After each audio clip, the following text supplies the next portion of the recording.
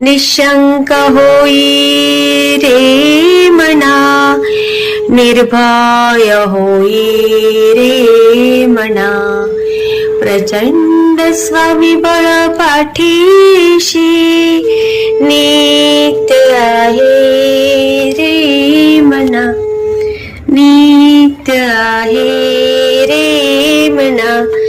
जय शिवदत्त श्री स्वामी समर्थ महाराज की. Hello. Hello ताई. हा, श्री स्वामी हा समर्थ ताई. श्री स्वामी समर्थ ताई. मी माझा अनुभव शेअर करायचा आहे. हा हा हा, कुठून बोलताय ताई? ताई मी जर्मनीहून बोलते. अरे बापरे. हा हा हा हा. हो.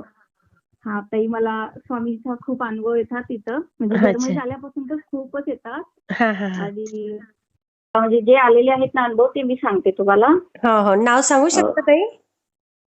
हो हो, सांगू शकते ताई. अनिता सुनील खोत. हा.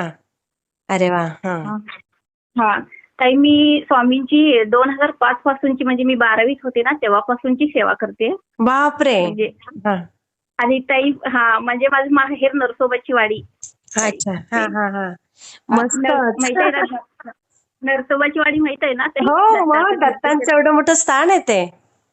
हा ताई, तिथलं म्हणजे तिथं कुरुंदवाड म्हणून गाव आहे, म्हणजे हा 4 हा. किलोमीटरवर. म्हणजे तिथून आम्हाला खूप जवळ आहे, म्हणजे नरसोबाची वाडीच म्हणते आम्ही. हा हा. ते माहेर आहे, त्यामुळे दत्तांचं आधीपासून पण आहे आमच्या घरातल्यांना. आणि मला बरोबर. स्वामींचं खूप वेळ ताई. अरे वा. आणि मग माझं 2010 साली ताई लग्न झालं. मी त्याच्या आधी पण म्हणजे स्वामींची असं जपमाळ, स्वामी चरित्र सारामृत आणि तारक मंत्राची माहेरी सेवा करत होते. हा हा आणि लग्न झाल्यावर मग मी पुण्याला गेले. मिस्टर जॉब म्हणजे इंजिनियर आहेत, त्यामुळे पुण्यात जॉबला होते. हा हा. मग मी पुण्याला गेले.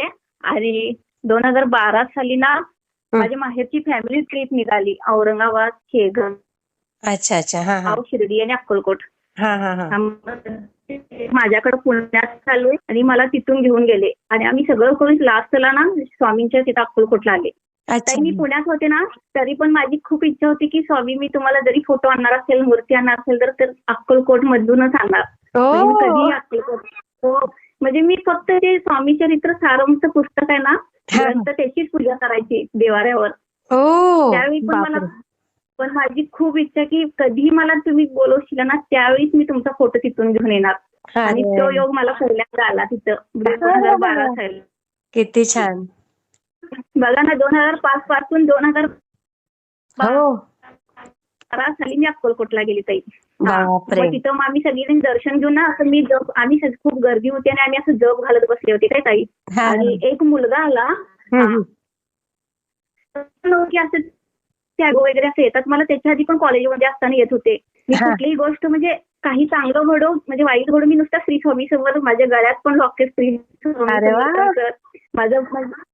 तरी मला इतकं वेळ की म्हणजे आपलं ते पाऊच असतं ना, त्याच्यात छोटासा स्वामींचा फोटो, आपलं वॉलेटमध्ये स्वामींचा फोटो. माझ्या मैत्रिणीने म्हणायचं की काय आणि तू नुसतं स्वामी स्वामीच करते सारखं म्हणायचे. म्हटलं मला, म्हणजे मला असं की मला त्यावेळी माहित नव्हतं की असं प्रत्येक काही दुःखातनं स्वामी आपल्याला वाचवतात, प्रचिती असते असं. पण मला फक्त स्वामी स्वामी असं तेवढं आनंद होत होता म्हणून मी करत होते. आणि ज्यावेळी मी पहिल्यांदा गेले ना ते अक्कलकोटला, आम्ही सगळे असं जप घालत बसलेले थोडा वेळ. आणि एक मुलगा आला 10-12 वर्षाचा. आणि तो माझा काहीच काही बोलला नाही. तो माझा साडीचा पदर पकडून ना मला वटवृक्षाजवळ नेला ते.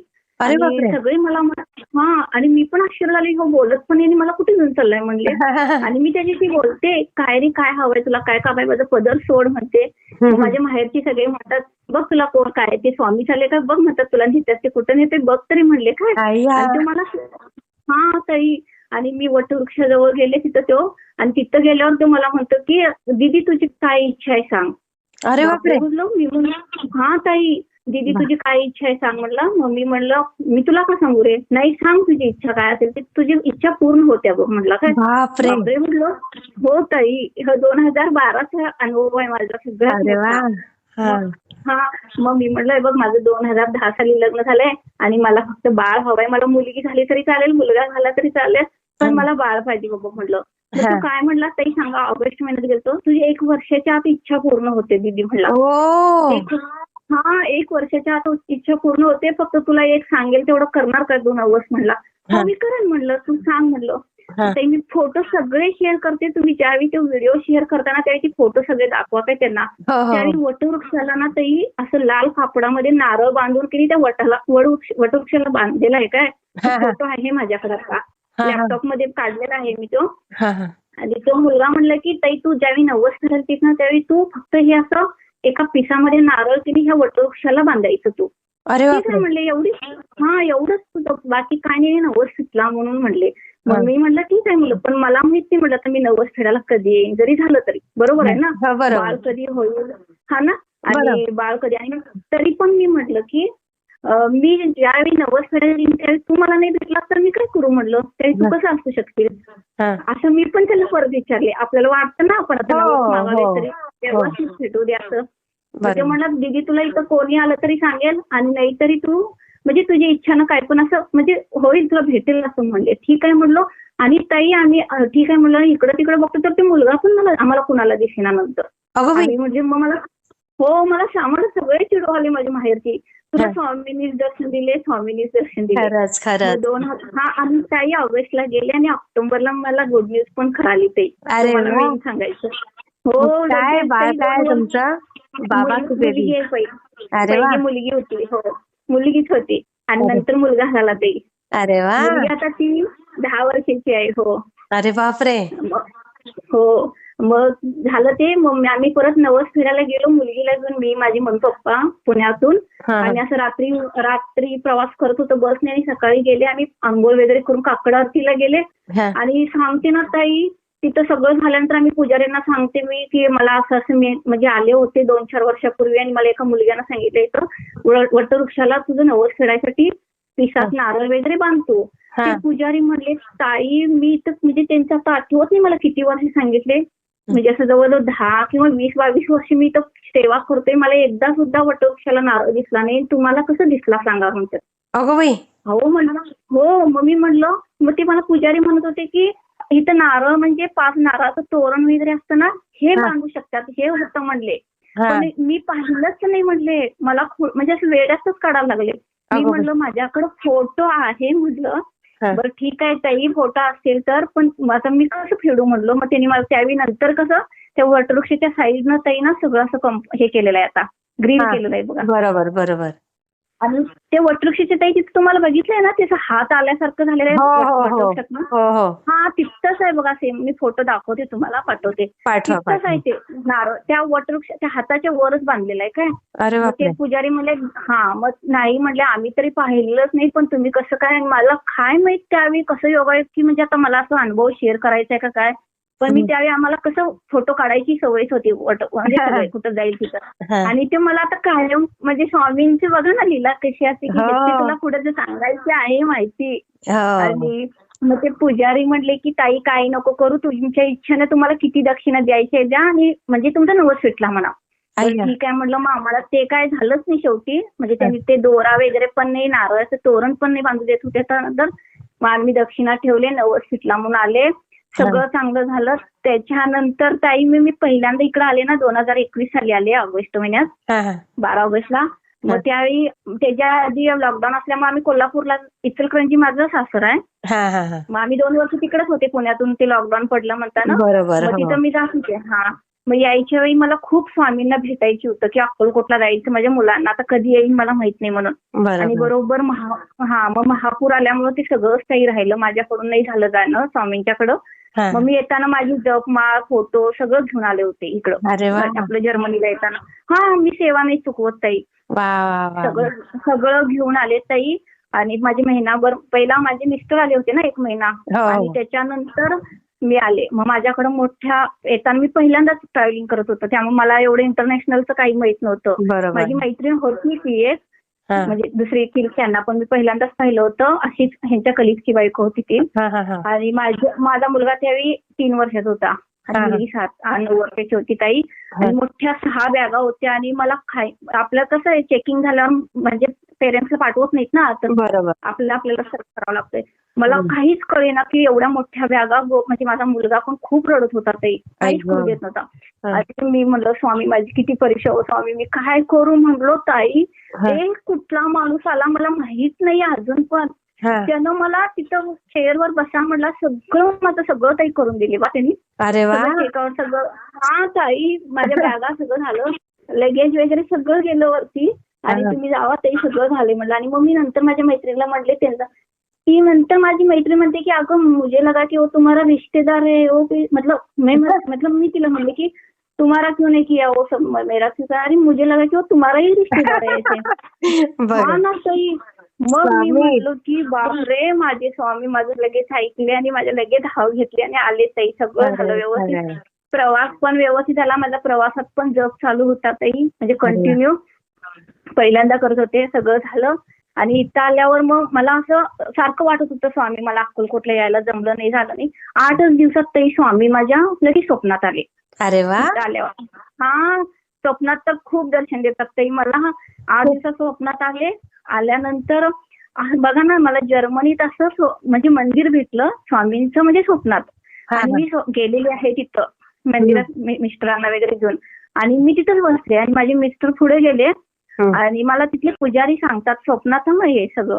हा, मला हा. पुजारी सांगतात की अहो तुमचे मिस्टर गेले आणि तुम्ही नाही, मला इथेच बसायचे. मग नंतर म्हणलं जाते, म्हणलं ठीक आहे. मग मी जात होते तर आपण नाही का असं एकदम मला मुसलमानचं माझ्या असं ते गुहा असल्यासारखं स्वप्न, म्हणजे मंदिर वगैरे होतं काय. हा, मग हा. मला माझे मिस्टर दिसत नव्हते म्हणून मी घाबरून आणि तिथं येऊन थांबले त्या पुजाऱ्यांच्या तिथे घेऊन. आणि मी नाही जाणार म्हणले, मला माझे मिस्टर म्हणजे यजमान म्हटले मला नाही दिसत ते. आणि ते मुसलमानचा एक माणूस असल्यामुळं की मला जायला भीती वाटत होती त्यांच्यासोबत. तिकडे वरती हा, हा. पायऱ्या होत्या. आणि ताई सांगते, जिथं अक्कलकोटमध्ये 12 वर्षाचा म्हणजे मुलगा म्हणजे होता ना ताई, चेहरा काही नाही आठवत, सेम तेवढाच मुलगा लगे कुठून आला काय माहित स्वप्नात. माझा हात पकडला, चल तुला मी तुझ्या नवऱ्यापर्यंत सोडतो म्हणला. अरे वा. मी हा, आणि मी त्याचा हात पकडून जात होते ताई.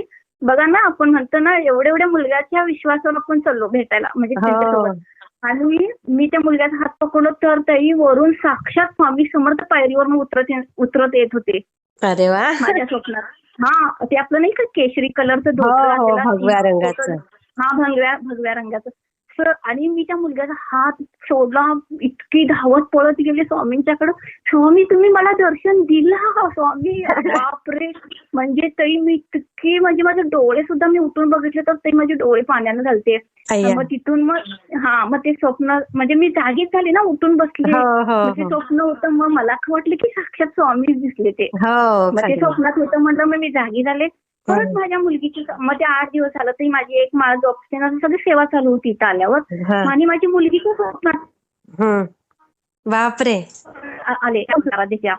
हो, तिला स्वप्न काय पडलं की मी सारखं अक्कलकोटला गेले नाही, हेच माझ्यासारखं इथं पण आल्यावर मला स्वामीला भेटायचं होतं, भेटून आलो नाही, आपल्याला भेटायचं होतं बाळांना, असंच म्हणतं.